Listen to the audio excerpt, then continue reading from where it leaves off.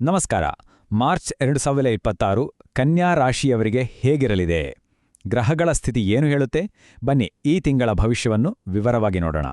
ಈ ತಿಂಗಳು ನಾವು ಏನೇನು ನೋಡ್ತೀವಿ ಅಂದರೆ, ಮೊದಲು ಒಂದು ಸಾಮಾನ್ಯ ನೋಟ, ಆಮೇಲೆ ಆರೋಗ್ಯ, ವೃತ್ತಿ, ಹಣಕಾಸು ಮತ್ತು ಕೌಟುಂಬಿಕ ಜೀವನದ ಬಗ್ಗೆ ಒಂದೊಂದಾಗಿ ನೋಡೋಣ.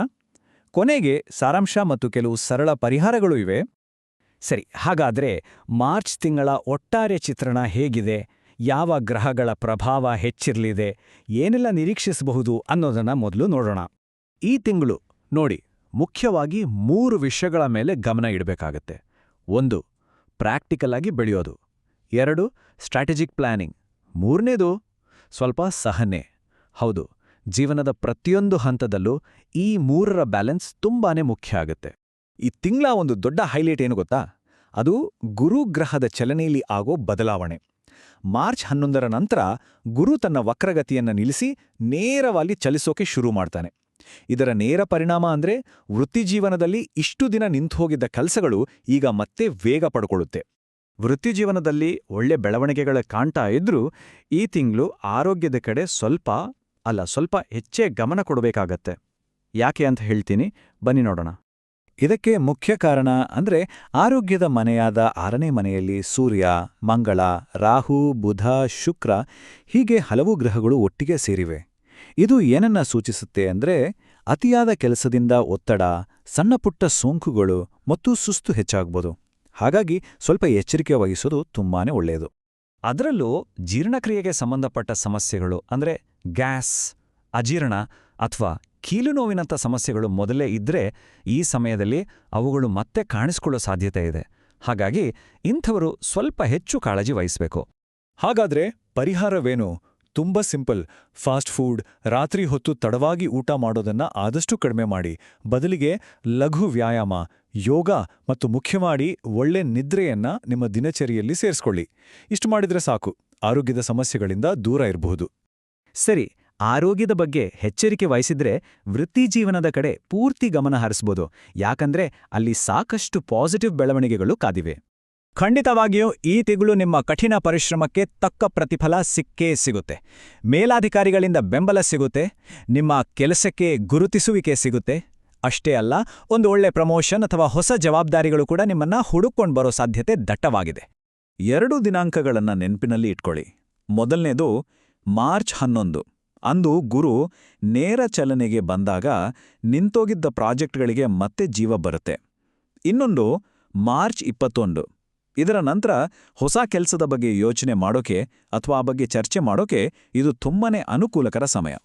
ಇನ್ನು ಬಿಸ್ನೆಸ್ ಮಾಡೋರ ವಿಷಯಕ್ಕೆ ಬಂದರೆ ತಿಂಗಳ ಮೊದಲ ಭಾಗದಲ್ಲಿ ಸ್ವಲ್ಪ ಟೆನ್ಷನ್ ಇರ್ಬೋದು. ಆದರೆ ತಾಳ್ಮೆ ಕಳ್ಕೊಳ್ಬೇಡಿ. ಯಾವುದೇ ದೊಡ್ಡ ನಿರ್ಧಾರ ಅಂದರೆ ಹೊಸ ಹೂಡಿಕೆ, ಪಾರ್ಟ್ನರ್ಶಿಪ್ ಅಥವಾ ಹೊಸ ಬ್ರಾಂಚ್ ಓಪನ್ ಮಾಡೋ ಪ್ಲಾನ್ ಇದ್ರೆ ಮಾರ್ಚ್ 21ರ ನಂತರ ಮುಂದುವರಿಯಿರಿ. ಸಮಯ ಚೆನ್ನಾಗಿರುತ್ತೆ. ವೃತ್ತಿಯಲ್ಲಿ ಪ್ರಗತಿ ಇದ್ರೂ ಹಣಕಾಸಿನ ವಿಚಾರದಲ್ಲಿ ಈ ತಿಂಗಳು ಸ್ವಲ್ಪ ಜಾಗರೂಕತೆಯಿಂದ ಇರಬೇಕಾಗುತ್ತೆ. ಯಾಕೆ ಅಂತ ನೋಡೋಣ ಬನ್ನಿ. ಈ ತಿಂಗಳ ದೊಡ್ಡ ಫೈನಾನ್ಷಿಯಲ್ ಚಾಲೆಂಜ್ ಅಂದ್ರೆ ಇದೇ ನೋಡಿ.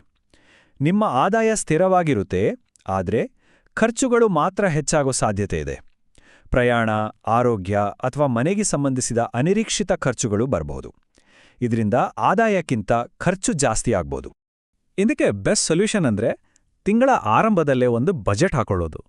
ಇದು ಹಣಕಾಸಿನ ಸ್ಥಿರತೆಯನ್ನ ಕಾಪಾಡಿಕೊಳ್ಳಕ್ಕೆ ಮತ್ತು ಅನಗತ್ಯ ಖರ್ಚುಗಳನ್ನ ಕಂಟ್ರೋಲ್ ಮಾಡೋಕ್ಕೆ ಹೆಲ್ಪ್ ಮಾಡುತ್ತೆ. ಖರ್ಚುಗಳು ಜಾಸ್ತಿ ಇವೆ ಅಂತ ಹೂಡಿಕೆ ಮಾಡೋದು ಬೇಡ ಅಂತಲ್ಲ, ಖಂಡಿತ ಮಾಡ್ಬೋದು. ಆದರೆ ಜಾಗರೂಕತೆ ಇರಲಿ. ಡೇ ಟ್ರೇಡಿಂಗ್ ಅಥವಾ ಬೇಗ ದುಡ್ಡು ಮಾಡೋ ಸ್ಕೀಮ್ಗಳ ಬದಲು ದೀರ್ಘಾವಧಿಯ ಸೇಫ್ ಇನ್ವೆಸ್ಟ್ಮೆಂಟ್ಗಳಾದ ಸಿಪ್ ಅಥವಾ ಬಾಂಡ್ಗಳ ಮೇಲೆ ಗಮನ ಹರಿಸೋದು ಉತ್ತಮ. ಈ ಎಲ್ಲ ವೃತ್ತಿ ಮತ್ತು ಹಣಕಾಸಿನ ಒತ್ತಡಗಳ ಮಧ್ಯೆ ಕುಟುಂಬ ಮತ್ತು ಸಂಬಂಧಗಳು ಒಂದು ದೊಡ್ಡ ಸಪೋರ್ಟ್ ಸಿಸ್ಟಮ್ ಆಗಿ ನಿಲ್ಲಿವೆ. ಅವುಗಳ ಮೇಲೆ ಗ್ರಹಗಳ ಪ್ರಭಾವ ಹೇಗಿದೆ ಅನ್ನೋದನ್ನ ನೋಡೋಣ. ಈ ತಿಂಗಳು ಕುಟುಂಬದ ಬೆಂಬಲ ನಿಮಗೆ ದೊಡ್ಡ ಮಾನಸಿಕ ಶಕ್ತಿಯನ್ನ ಕೊಡುತ್ತೆ. ಇನ್ನು ಮದುವೆ ಆಗದವರಿಗೆ ಕೆಲಸದ ಜಾಗದಲ್ಲಿ ಅಥವಾ ಸ್ನೇಹಿತರ ಮೂಲಕ ಹೊಸ ಸಂಬಂಧಗಳು ಶುರುವಾಗೋ ಸಾಧ್ಯತೆ ಇದೆ. ಈಗಾಗಲೇ ಪ್ರೀತಿಯಲ್ಲಿರೋರ ಸಂಬಂಧ ಮದುವೆಯ ಹಂತಕ್ಕೆ ಹೋಗ್ಬೋದು. ವಿವಾಹಿತರು ತಿಂಗಳ 2ನೇ ಭಾಗದಲ್ಲಿ ಸ್ವಲ್ಪ ಜಾಗರೂಕರಾಗಿರಬೇಕು. ಸಣ್ಣ ಪುಟ್ಟ ಭಿನ್ನಾಭಿಪ್ರಾಯಗಳು ಬರೋ ಸಾಧ್ಯತೆ ಇದೆ. ಈ ಸಮಯದಲ್ಲಿ ವಾದ ಗೆಲ್ಲೋದಕ್ಕಿಂತ ಸಂಬಂಧವನ್ನ ಕಾಪಾಡಿಕೊಳ್ಳೋದು ಮುಖ್ಯ ಅಂತ ನೆನಪಿಡಿ. ಸ್ವಲ್ಪ ತಾಳ್ಮೆ, ಸ್ವಲ್ಪ ಪ್ರೀತಿ ಎಲ್ಲವನ್ನೂ ಸರಿ ಮಾಡುತ್ತೆ. ಸರಿ, ಹಾಗಾದ್ರೆ ಈ ತಿಂಗಳ ಸಂಪೂರ್ಣ ಚಿತ್ರಣವನ್ನು ಒಮ್ಮೆ ನೋಡಿ, ಮುಖ್ಯವಾಗಿ ಗಮನಿಸಬೇಕಾದ ಅಂಶಗಳು ಮತ್ತು ಕೆಲವು ಸರಳ ಪರಿಹಾರಗಳನ್ನು ತಿಳಿದುಕೊಳ್ಳೋಣ. ಒಟ್ಟಿನಲ್ಲಿ ಈ ತಿಂಗಳ ಕೀವರ್ಡ್ ಅಂದ್ರೆ ಬ್ಯಾಲೆನ್ಸ್. ಆರೋಗ್ಯ ಮತ್ತು ಹಣಕಾಸಿನ ವಿಚಾರದಲ್ಲಿ ಶಿಸ್ತು ಬೇಕು. ವೃತ್ತಿಜೀವನದಲ್ಲಿ ಸಿಗೋ ಅವಕಾಶಗಳನ್ನು ಧೈರ್ಯದಿಂದ ಬಳಸ್ಕೊಳ್ಳಿ ಮತ್ತು ಸಂಬಂಧಗಳಲ್ಲಿ ತಾಳ್ಮೆಯಿಂದ ವರ್ತಿಸಿದೆ ಮಾರ್ಚ್ ತಿಂಗಳು ನಿಮಗೆ ಖಂಡಿತವಾಗಿಯೂ ಯಶಸ್ಸನ್ನು ತಂದುಕೊಡುತ್ತೆ. ಗ್ರಹಗಳ ಪ್ರಭಾವವನ್ನು ಇನ್ನಷ್ಟು ಪಾಸಿಟಿವ್ ಆಗಿ ಮಾಡ್ಕೊಳ್ಳೋಕೆ ಮತ್ತು ಒತ್ತಡವನ್ನು ಕಡಿಮೆ ಮಾಡ್ಕೊಳ್ಳೋಕೆ ಇಲ್ಲಿರೋ ಕೆಲವು ಸರಳ ಜ್ಯೋತಿಷ್ಯ ಪರಿಹಾರಗಳನ್ನು ಪಾಲಿಸಬಹುದು. ಕೊನೆಯದಾಗಿ ಸರ್ವೇ ಜನಾಃ ಸುಖಿನೋ ಭವಂತು ಅಂತ ಹೇಳ್ತಾ ಎಲ್ರಿಗೂ ಸುಖ ಮತ್ತು ಶಾಂತಿ ಸಿಗ್ಲಿ ಅಂತ ಹಾರೈಸ್ತೇನೆ. ಕನ್ಯಾ ರಾಶಿಯವರಿಗೆ ಈ ಮಾರ್ಚ್ ತಿಂಗಳು ಶುಭ ತರಲಿ. ಮುಂದಿನ ತಿಂಗಳ ವಿಶ್ಲೇಷಣೆಯೊಂದಿಗೆ ಮತ್ತೆ ಭೇಟಿಯಾಗೋಣ. ನಮಸ್ಕಾರ.